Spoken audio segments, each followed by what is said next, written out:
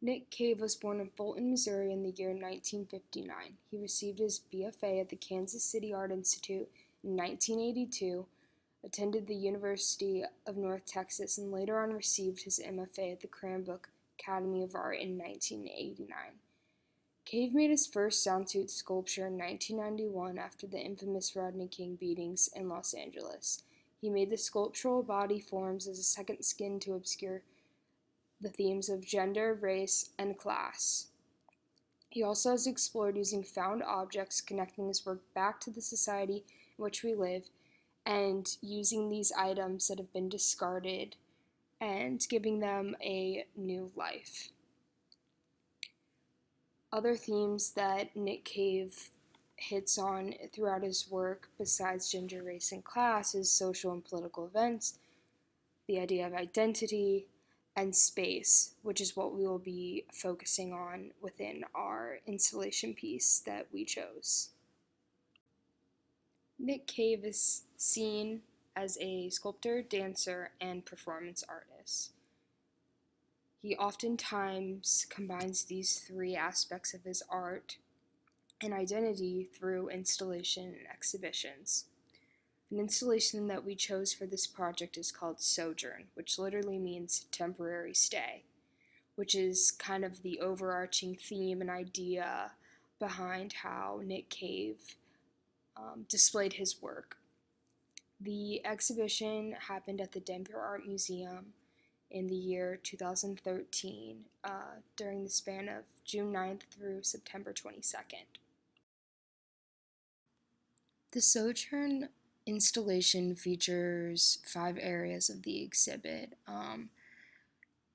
There are button sculptures at the beginning that are supposed to transcend the viewer into this otherworldly space that Cave has meticulously created through not only his sculptures but the actual layout that you walk through. There's then an area of found object sculptures, which hits on the idea of loyalty, the role of dogs, and the relationship with humans, and this kind of juxtaposition of dogs almost being like the objects that they're surrounded by in each of these sculptures. Then in the next area, there's sound suits, which is a huge part of Cave's work and what he's known for. So there are these sculptural bodies that started in 1991 but have like continued to evolve over the years within his studio.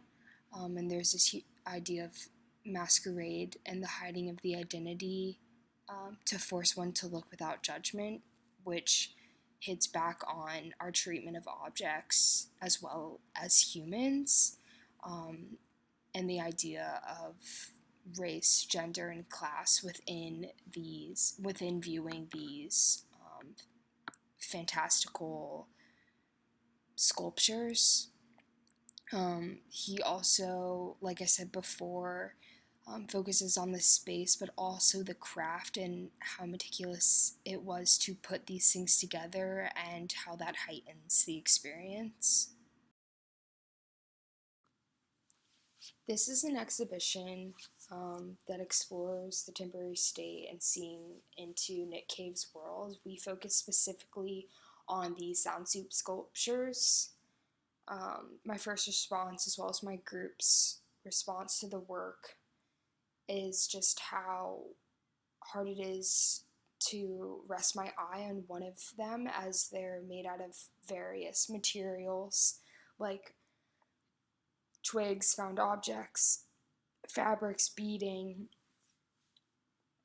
um, as well as other things, but also how encapsulated I can get into not only them as a group, but also as you get closer and seeing the intricacy of the figures and their various identities just based off of what they're made out of and their position.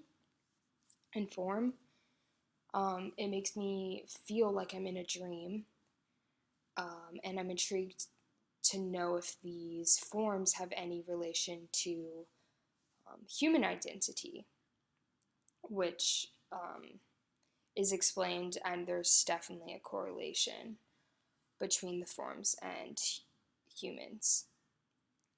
When looking at them, it makes me think of textile markets that I've come across Europe and this idea of sensory overload. Um, when you see the performance pieces at the end of the exhibit, it really ties together everything, um, because there's an additional sense that is added, which is sound through the movement of the um, sound suits that are static in the room before, but then are put on Nick Cave as well as other dancers and performance art people that he has hired to move and make them come to life as though they are a part of our world. It also reminds me of the work that we studied in this course of Yinka Shonapar, who drew from his memories and experiences like Cave, and found this way of connecting his two worlds of African and Greek written through the Dutch cloth, and its ties to African textiles, but they're actually made in Europe. And he also had a lot of political and social contexts to his um, fabrics that he put onto mannequins that had no heads, which takes the identity away and relates very well to Nick Cave's exploration of masquerade and taking the identity away from the sound suits. There are a lot of colorful suits in this installation. Each of them is unique. They are all made up of objects such as buttons, beads, flowers, and toys. The artist, Nick Cave, did a great job at balancing the colors throughout the installation. There is a space around each of the sound suits so the viewers are able to see the full sound suit as they walk around the installation. Each of them have their own distinct shape. The texture appears to be different, as some are made with hair, some with cloth, and others with objects. The artist, Nick Cave, used a mold to make the figures' faces, and then he altered them to create individuality. The mood is very happy. The suits are very colorful and bright. I believe he chose to make each sculpture special, to express individuality and show how everyone is unique. He chose to put random objects on the suits to make them useful. I am impressed by how he was able to turn an outfit into something that creates sound by adding different objects to the suits. At a first glance, I thought these suits were used for beauty. They appeared to be created for fashion. The name sound suit made me think that they were created for sound and possibly were used to produce some sort of music. Nick Cave was born in 1959 in Missouri. This would mean his childhood took place in the 1960s. During this time, many social movements were taking place affecting many minorities, such as LGBTQ, women, and African Americans. The movements which could have affected Cave's art the most were the Civil Rights Movement and the protesting of Jim Crow laws. Cave stated it was a particularly hard time to grow up as a person of color during this point in time. This was likely due to all the social tension around the movements taking place.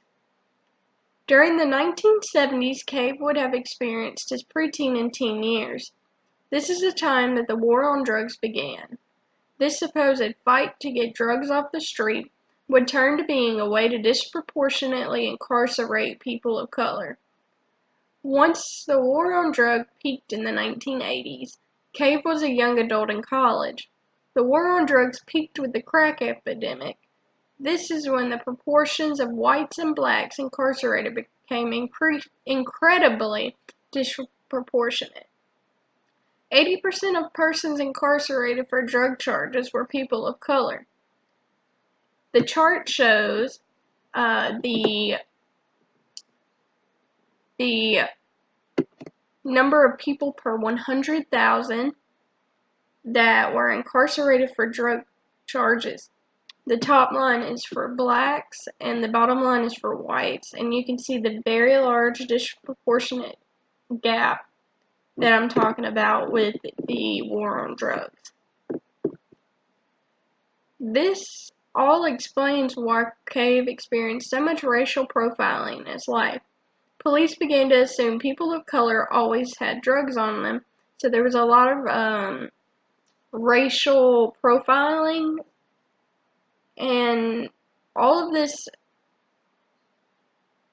probably had a really large impact on Cave's art, since these were very tough times in history for people of color.